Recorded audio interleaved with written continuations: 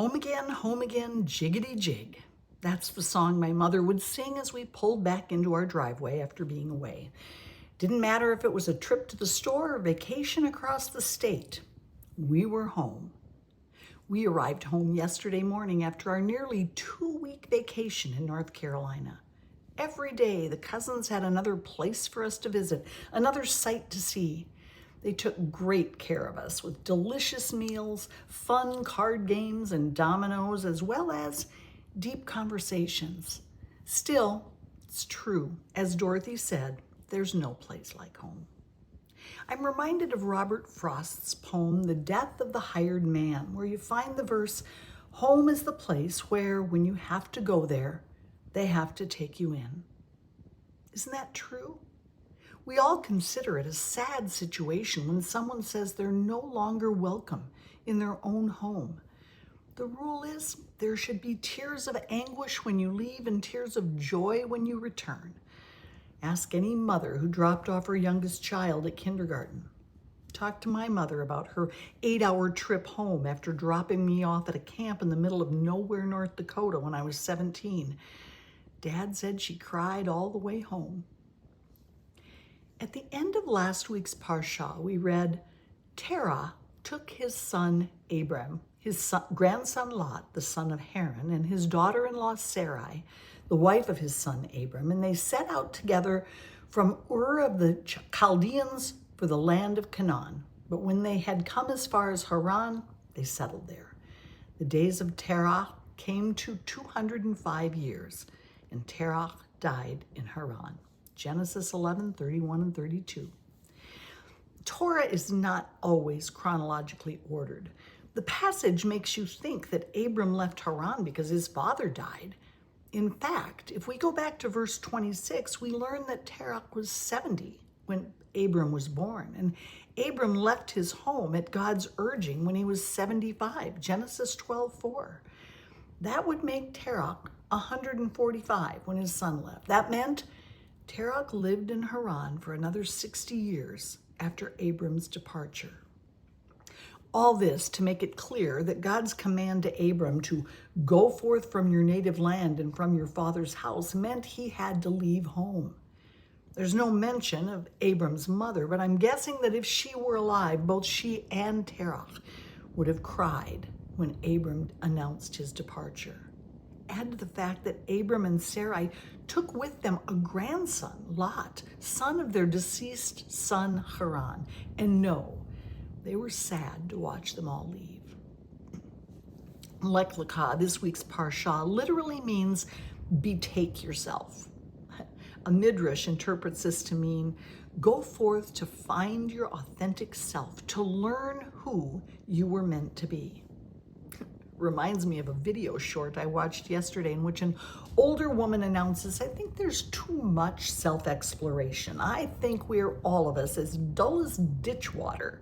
She goes on to say, if you've been born in yourself, you know yourself. So when they say, what do you discover about yourself on this short journey? You go, nothing, because I was here all the time.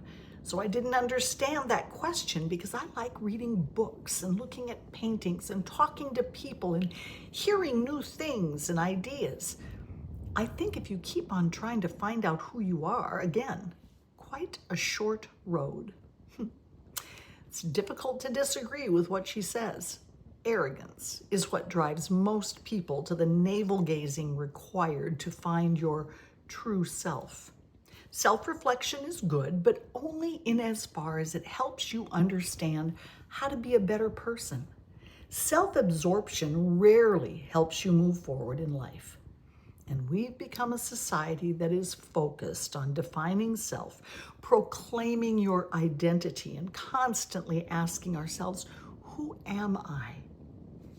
Abram got the word from God that he was to leave home. He said, go forth from your native land and from your father's house to the land that I will show you. I will make of you a great nation, and I will bless you. I will make your name great, and you shall be a blessing. I will bless those who bless you, and curse him that curses you. And all the families of the earth shall bless themselves by you. Genesis 12, 1-3. That was the command. Abram was 75 and Sarai 65 when they set out with no specific destination, no road map, no GPS. And yet, interestingly enough, Abram didn't ask questions. God was pretty clear on what he expected. Get up and go. As we read on, we learn that the journey was not a straight line to Canaan. The things that happened to them as they traveled were part of the refinement and learning that God planned. In fact, God was the one who put the detours and rocks in the road. For once, in the story of Abram, we have a journey that was not taken because of exile, as Adam and Cain were, nor in a quest for domination, as the Tower of Babel. Instead, this was strictly Abram obeying God's direction and trusting he would take him and his entourage to the promised land. Rabbi Samuel Heschel Hirsch indicated that God's statement that Abram would be a blessing was less a promise than a command. It demanded action from Abram to live so that he would be a blessing to those around him. Hirsch also says that the final statement that all the families of the earth shall bless themselves by you should be interpreted as God saying, I will bless each nation in accordance with the respect it shows the Jewish spirit. History has borne this out. The nations that have treated the Jews well have flourished. Nations that began by persecuting Jews have too often gone on to bring destruction upon themselves. Genesis doesn't give us a narrative of the journey. It is certain that Abram and Sarai and their nephew Lot had to travel through great urban centers of the day. They took a detour to Egypt. Abram and Lot came to loggerheads over land and had to split up and go in different directions. There was a war between kings, and because Lot was taken hostage, Abram got sucked into the battle. Throughout the journey, Abram and Sarai prayed for a child that didn't come.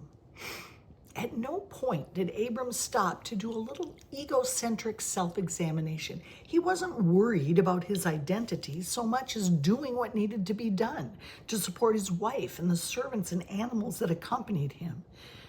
By focusing on life as it came, Abram grew very rich in cattle, silver, and gold. Genesis 13:2. Despite this, never lost sight of the goal, to get to the place that God would show him. The Hebrew is interpreted in the Midrash as the land wherein I will appear to you. How focused are we on what God has placed before us? Are we moving toward a goal, or are we stopped dead in our tracks, asking self-obsessively, who am I? Are we on a journey of self-discovery, or are we, like the woman in the video, reading books, looking at art, talking to people, and exchanging ideas? Isn't it the journey itself that defines us?